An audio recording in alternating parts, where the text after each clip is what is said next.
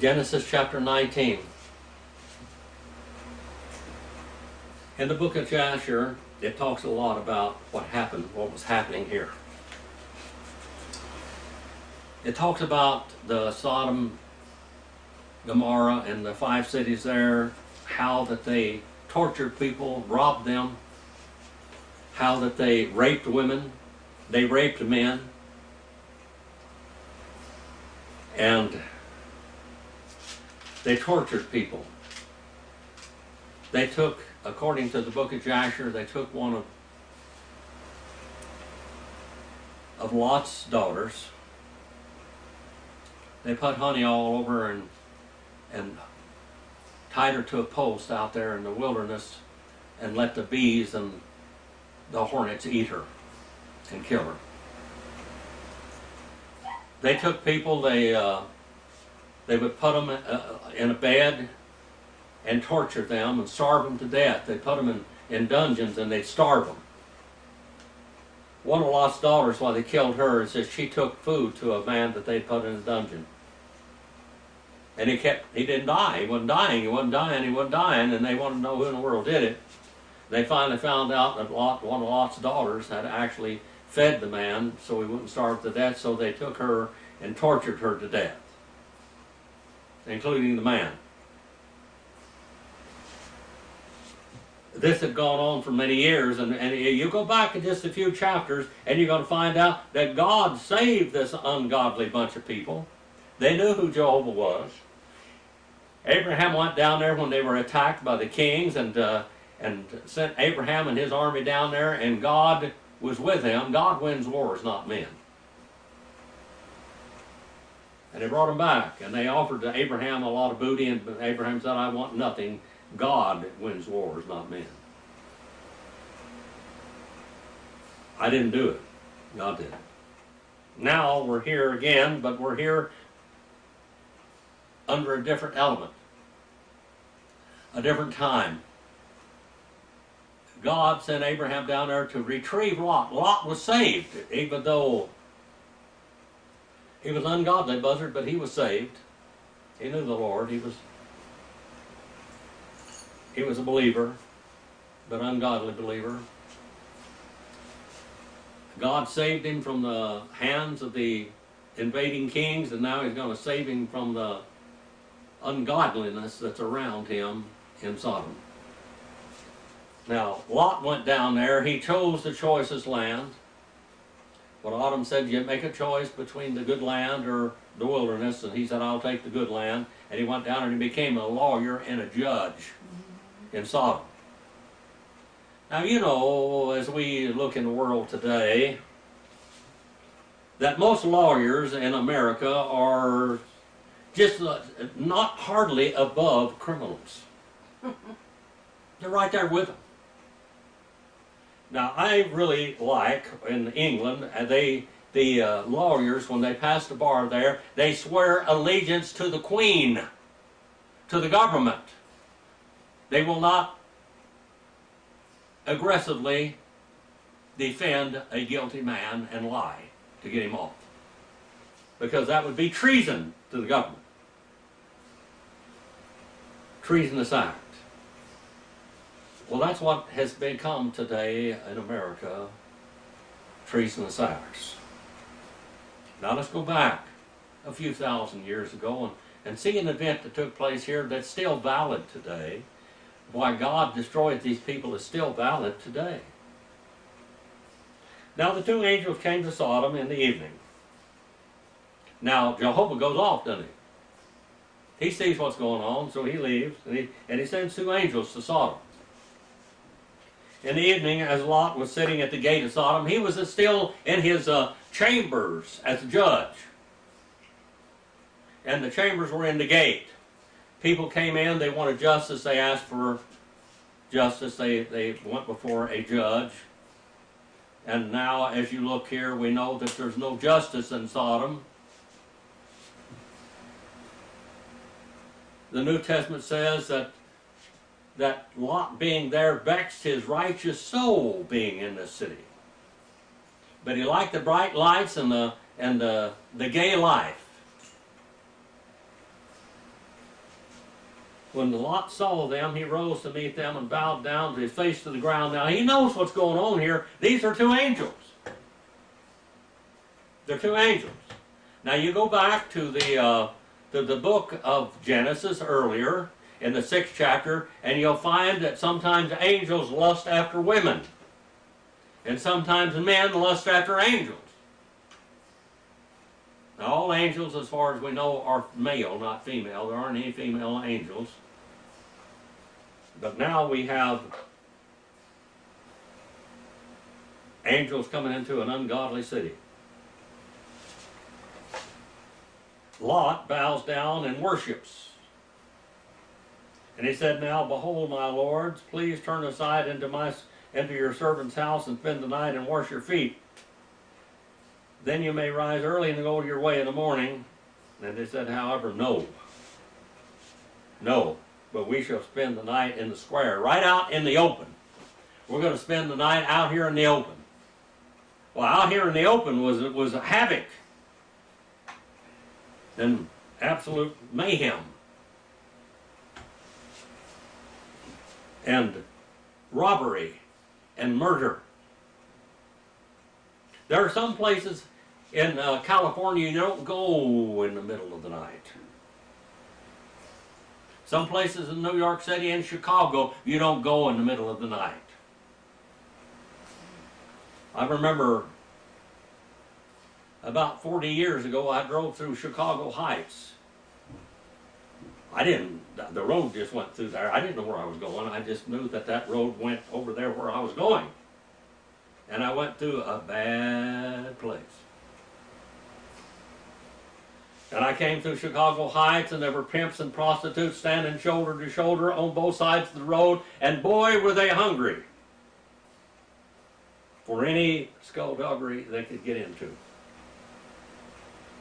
I looked, and boy, they started coming toward my car. I didn't want to stop. I took my Colt Python and put it right out there on the dash of my car. They backed off like that, just back away. I let them know that this isn't going to be an easy hit. That this isn't going to be real easy. Somebody might get hurt here. And so they backed off, and I went there. They looked, and I saw them looking at that gun on the dash of the car. I went down in Juarez, Mexico one time, 50 years ago, at least. And I went down there, and some people tried to take me and hijack me down there, and I pulled that pistol out, and I mean to tell you, they scattered. That pistol saved my life in Chicago Heights, saved my life in Juarez, Mexico. And then one time over here in Deep Springs Valley, they tried to hijack me there in the middle of the night. I pulled that Colt Python out, shot it a couple of times that way, shot it a couple of times that way, at these people's cars that were trying to hijack me, and they ran off the side of the road and let me go. It wasn't safe, and that's out here in the middle of nothing. I couldn't believe that. I had that happen to me on Highway 14 going toward Bakersfield out of California City. I had it happen to me in the Kern Canyon. There are venomous people out there. Arming yourself is necessary sometimes, or else you become a victim. Now these people here are going to be victims if they were angels. But the people of Sodom look at them with lust and evil in their hearts.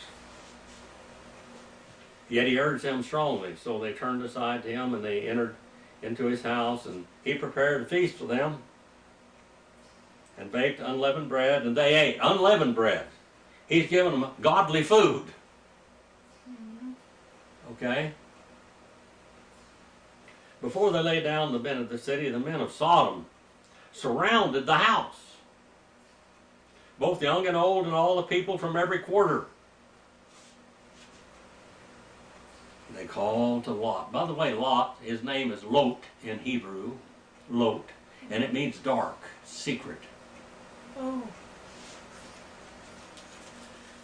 And they called Lot to him and said to him, where are the men who came to you by night, tonight?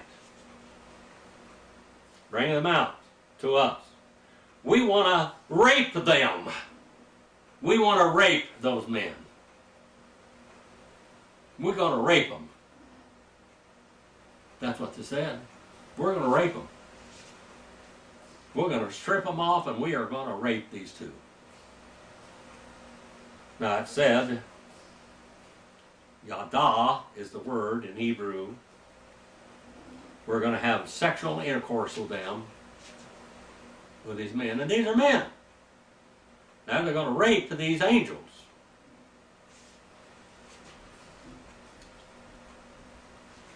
And Lot went out to them at the doorway and shut the door behind him.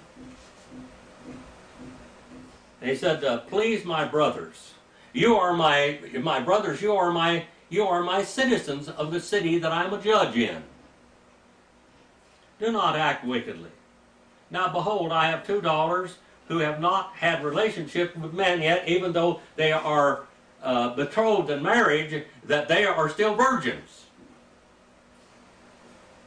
Please let me bring them out to you, and you just ravish them. Lot was willing to give his 2 daughters to satisfy these men's lust, because he knew that if he allowed them to touch these angels, that all hell was going to break loose on earth. Now, that doesn't value the feminine gender very much, does it? Whatever you like, only do nothing to these men, inasmuch as they have come under my roof and under my shelter and under my protection. They are under my protection. You can't touch them. And this was an ancient Orient custom. Also,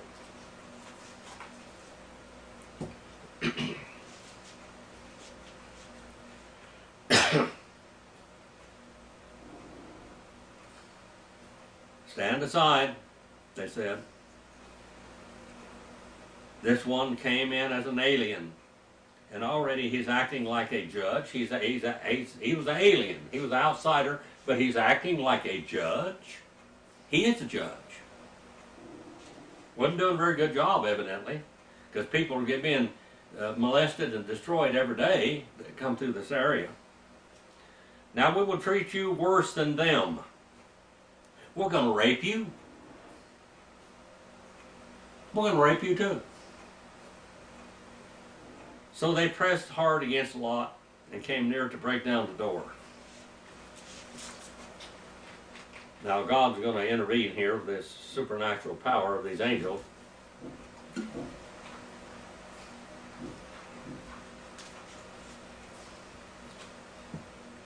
And they struck the men who were at the doorway of the house with blindness, both small and great, so that they just wore themselves out trying to find their way. Then the men said Lot to Lot, whom else have you here? A son-in-law? Your sons? Now he's talking about the angels, said to Lot. Your son-in-law, your sons, your daughters, whomever you have in the city, bring them out of this place. Let's get out of here. You got sons, you got son-in-laws, you got a wife. Come on, Lot, let's go. Something bad's about to happen here. By 2 or 3 witnesses, let everything be established, remember. For we are about to destroy this place, because of their outcry has become so great before the Lord that the Lord has sent us to destroy it. The Lord sent these powerful angels, and all they wanted to do was rape them. And Lot went out and spoke to his sons-in-law, who were to marry his daughters. Up, get out of this place, for the Lord will destroy the city. But he appeared to his sons-in-law to be like he was joking. He's joking. Lot didn't have much of a testimony in this city, did he? Not even to his sons-in-laws, to be. And when morning dawned, the angels urged Lot, saying, Up, take your wife and your daughters, who are here, lest you be swept away in the punishment of the city. Now the mercy of God is upon Lot, his wife, and his 2 daughters. This is mercy. How many do we have? Lot, his wife, and 2 daughters. There's 4 people. Only 4 people. But the mercy of God is being put upon them.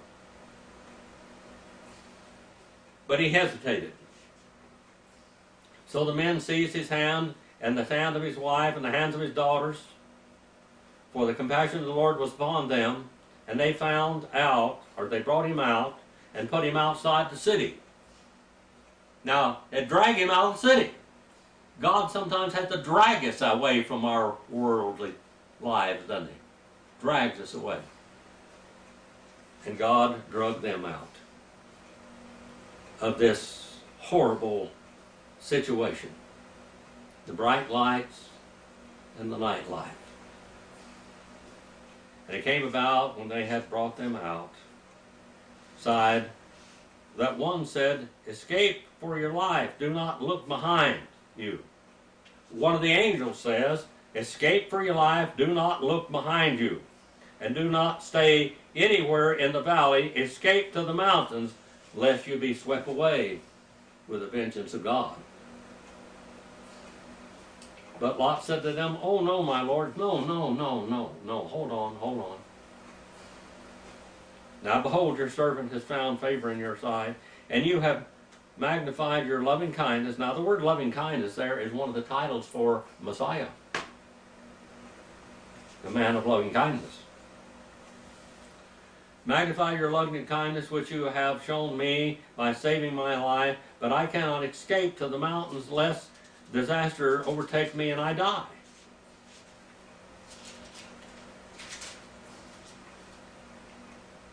And now behold, this town is near enough to flee to, and it's a small town. Please let me escape there. Is it not small, that my life may be saved? And he said to him, Behold, I grant you this request.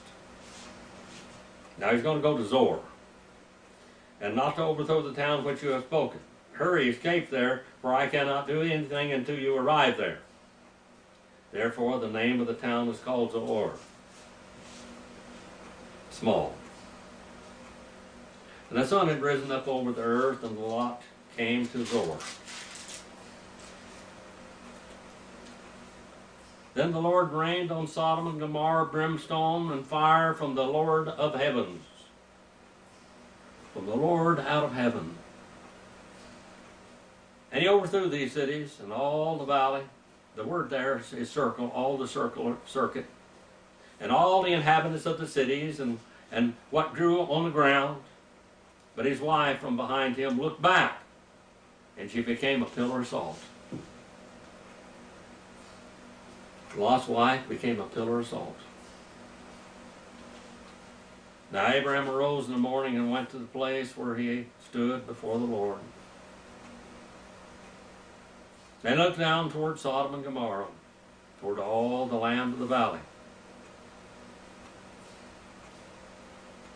And he saw, and behold, the smoke of the land descended like the smoke of a furnace. Thus it came about when God destroyed the cities of the valley that God remembered Abraham and sent Lot out of the midst of the overthrow, when he overthrew the cities in which Lot had lived. And Lot went up from Zor and stayed in the mountains. He lived in a cave. And his 2 daughters with him. Now his wife is dead. He's only got 2 daughters. The sons-in-law have stayed back there in Sodom, and now they're all dead. His wife is dead. Only 2 daughters and Lot are alive. And these 2 daughters are going to be the absolute foundation of the Moabites and the Ammonites. And he stayed in the mountains and the two daughters with him, and he was afraid to stay in Zoar. And he stayed in the cave. He lived in the cave. And he and his two daughters. And the firstborn said to the younger, Our father is old, and there is not a man on earth to come into us to have sex with us after the man of the earth. Come, let us make our father drink wine, and let us have sex with him, that we may preserve our family through our father. Let's go have sex with our father so we can get pregnant. So they made their father drink with wine that night, and the firstborn went in and lay with her father, and he did not know when she lay down and when she rose. And it came about on the next day that the firstborn said to the younger, Behold, I lay last night with my father. Let us make him drink wine again tonight, also that we may go in and lie, that you may go in and lie with him, that we may preserve our family through our father. This is incest. Mm-hmm. These are the daughters of this righteous man. This righteous man, we wouldn't know he's righteous except for the New Testament tells us that. He vexed his righteous soul. So they made their father drink wine that night also, and the younger arose and lay with him, and he did not know when she lay down or when she rose. He doesn't know what's going on. He's drunk. And both the daughters of Lot were with child by their father. And the firstborn bore a son, and she called his name Water from the Father. Moab. Water from the father, Moab. Water from the father, in other words, semen or sperm from the father. And he is the father of Moabites to this day. And as a younger, she also bore a son and called his name Ben-Ami. Ben-Ami, it means son of my people. In other words, son of incest. Mm-hmm. He is the father of the sons of Ammon to this day. What a story. What a story. This is quite a story, isn't it? Mm-hmm. You know, if I was God and I wrote this book, I'd have left this story out. But God just puts it down there like it is, doesn't He? Mm-hmm. He just puts it down there like it is. Is God still upset with homosexuality today? Yes. Mm-hmm. Is He still upset with the injustice today? Yes. Is He still upset with this incest today? Yes. We see all of this. And in Romans, the first chapter, and in the book of Revelation, it talks about the homosexuality. The men leaving the natural desire for a woman and lusting in their hearts for each other, and the women leaving the natural desire for a man and lusting in their hearts for each other. It's still sin. And God said, now, I believe that a homosexual can be saved just like anybody else. But they have to walk off from that lifestyle. They can't do that anymore. It is blasphemy to God. God made a man and woman to fit together. He didn't make a man and a man to fit together, or a woman and a woman to fit together. He made a man and woman fit together. And a woman can't have children with other women. That's right. And a man can't have children with another man. Then they want to adopt children and they want to make them like them.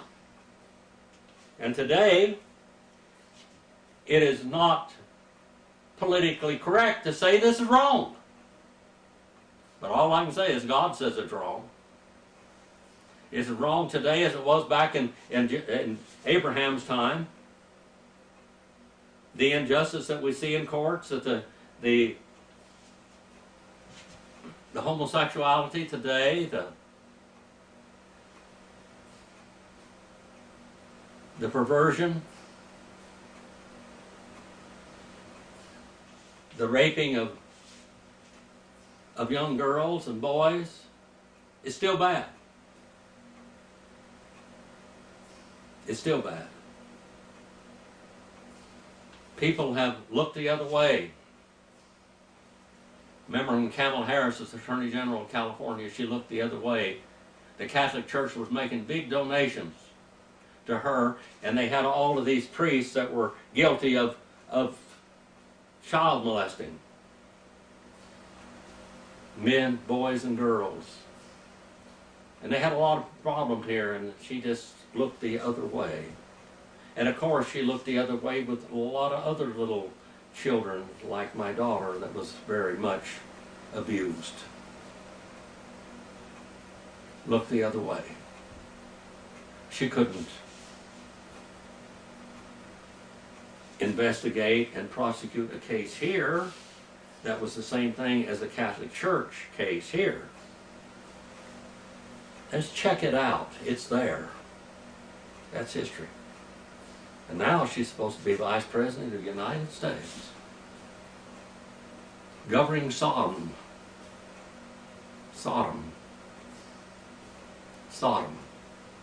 Gomorrah today. Our Father, we send this message out for your honor and glory. You are the one that says this is right and this is wrong, not us. And this is your word. Help us to honor and glorify you with it. And Father, please forgive me where I fail you. In Jesus' name I pray. Amen.